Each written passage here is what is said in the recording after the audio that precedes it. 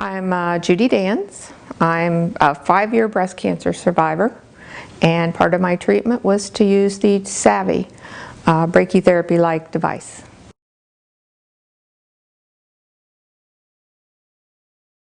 When I look at the overview of the JAMA study, the data is 10-year-old data. And as far as I'm concerned, that's yesterday's news.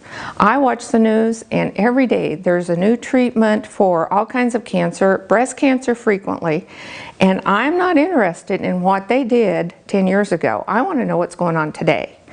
And so for me to look at that data and say, and another thing was it's statistical analysis of billing codes.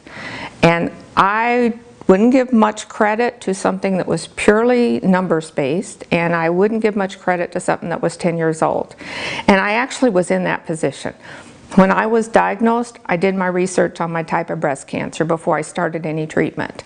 And here in Scottsdale we have the Virginia Piper Cancer Center, and they have a library and wonderful librarians. And I walked in there and said, what do you know about brachytherapy?